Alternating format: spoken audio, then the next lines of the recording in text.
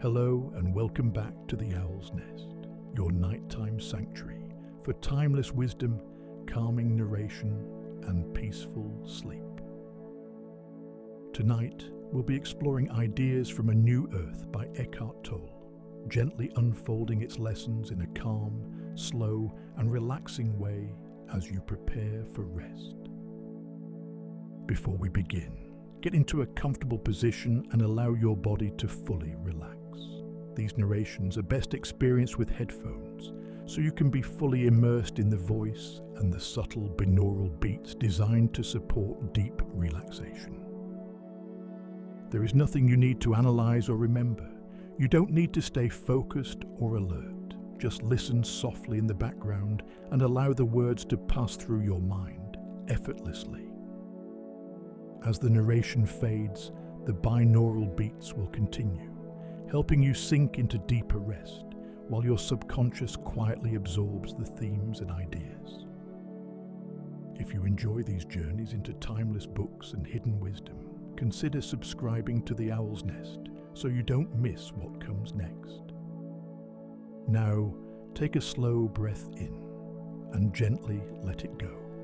Let the thoughts of the day begin to fade. Allow your eyes to close whenever you're ready, and we'll begin. The self we mistake for who we are.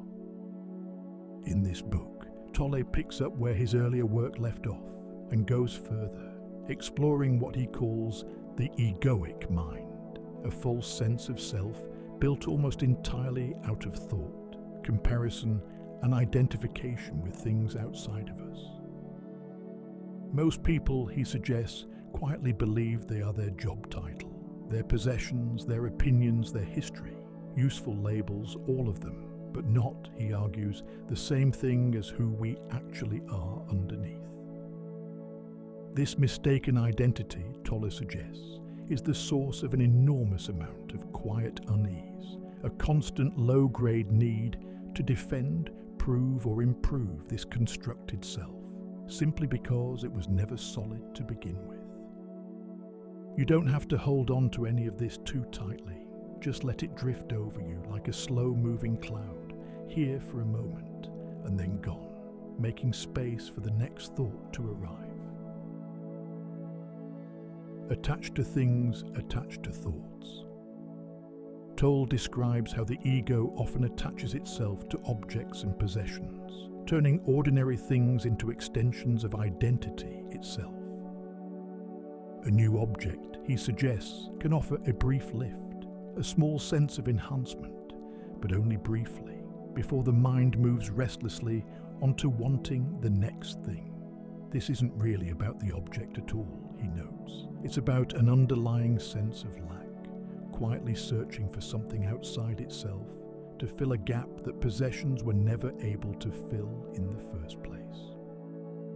The same pattern, he suggests, shows up with thoughts and opinions. Being right in an argument can feel oddly personal, almost like defending your very existence, because the ego has quietly attached its sense of self to being correct. Tolle notes that this attachment can happen with almost anything: a favorite belief, a particular way of doing things, even a sense of style or taste. The object itself matters less than the quiet, automatic identification that turns "I have this" into "this is part of who I am." You don't need to reach for this feeling right now. You can simply notice it, like still water beneath a windy sky, and let your body grow heavier, softer, sinking further into the space beneath you. The pain that feeds on itself. Tolle returns to an idea from his earlier work and expands it here, what he calls the pain body, an accumulation of old, unprocessed emotional pain that lives quietly in the background of a person's life. This pain body, he suggests, occasionally becomes active, almost like a mood that arrives uninvited, hungry for more of the same kind of suffering that first created it. In this state, small frustrations can suddenly feel enormous, fueled by something much older than the present situation. Tolle also describes something larger, a kind of collective pain body, shared patterns of grievance and hostility that can pass between groups of people, almost like a shared, inherited weight. The way through, in both cases, remains the same: presence, simply noticing the pain body activating without immediately becoming its story allows its grip to loosen naturally over time. The roles we slip into. Tolle observes that much of daily life is spent playing roles: the competent professional, the devoted parent, the victim of circumstance, the person who always has it together. These roles aren't inherently dishonest, he notes, but trouble arises when we forget their roles at all and mistake them for our entire identity. He describes several familiar patterns: the role of constant complaint, which finds a strange comfort in grievance; the role of quiet superiority, which measures its worth against others falling short; the role of the perpetual victim, which builds identity around past hurt, long after the original circumstance has passed. None of these roles, Tolle suggests, need to be eliminated entirely. They simply need to be seen clearly for what they are: temporary performances rather than fixed truths about who a person really is. He notes that the moment a role is recognized as a role, something interesting happens. It loses much of its rigidity. You can still act the part when it's genuinely useful, but you're no longer trapped inside it, mistaking the performance for the whole of who you are. Outer purpose and inner purpose. One of the book's central ideas is a distinction between two kinds of purpose: an outer purpose, which involves goals, achievements, and things accomplished in the world, and an inner purpose, which involves the quality of consciousness brought to whatever is being done. Tolle suggests that most people focus almost entirely on outer purpose, what to achieve, build, or acquire, while giving little thought to how present, how aware they actually are while doing it. Inner purpose, he argues, always comes first. The same task, done with presence rather than resentment or distraction, transforms entirely, regardless of what the task actually is. Outer purpose without inner purpose, he suggests, tends to leave people successful, yet quietly unfulfilled. The many masks of the ego. Tolle sketches several familiar disguises the ego wears, each slightly different, though all serving the same underlying need to feel more solid and secure. There is the ego that seeks more, endlessly acquiring, achieving, comparing, never quite arriving at enough. There is the ego that needs to be seen, performing for recognition, uneasy with moments that pass unnoticed. There is the ego that clings to being right, treating disagreement as a threat to identity itself. And there is the ego that finds comfort in unhappiness, strangely reluctant to let go of complaint, because complaint has quietly become part of its identity too.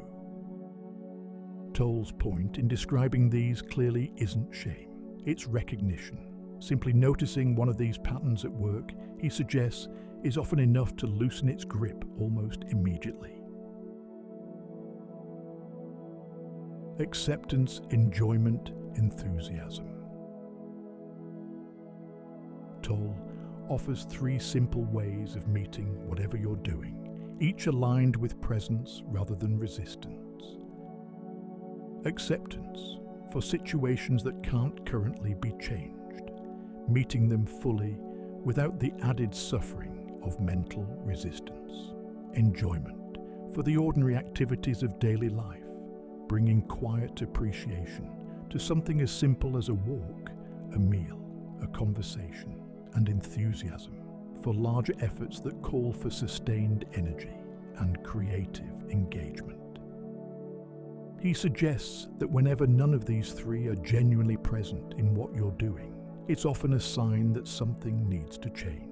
Not necessarily the activity itself, but the quality of attention brought to it. Tolle notes that this isn't about forcing positivity onto every task. It's simpler than that, an honest check from time to time of whether you're actually here for what you're doing, or simply going through the motions while your mind is somewhere else entirely. A new kind of awareness emerging. Toward the heart of the book, Tolle suggests something larger is quietly stirring in human consciousness as a whole. A slow shift away from pure identification with thought and ego toward a more spacious, present kind of awareness. He describes this shift as gradual, not sudden. Not everyone experiencing it at once, but pockets of it appearing here and there, in individuals who simply become a little less reactive, a little more present, a little more able to observe their own mind without being consumed by it. This new awareness, he suggests, doesn't require abandoning the world or its practical demands.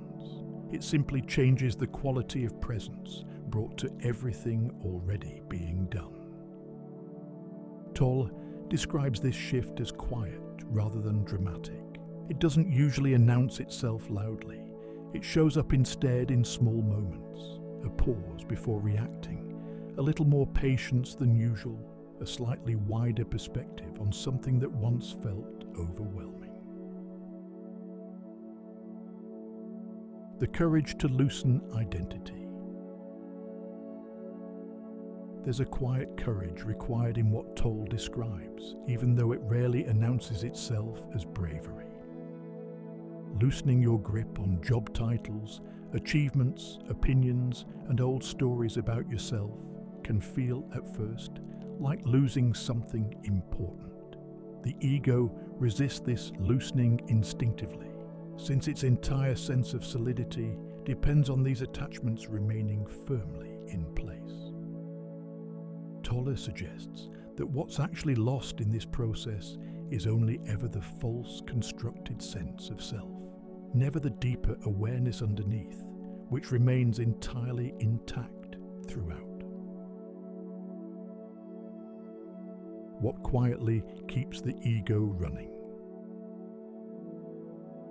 Tolle names a few ordinary habits that quietly keep the egoic mind active, often without our noticing.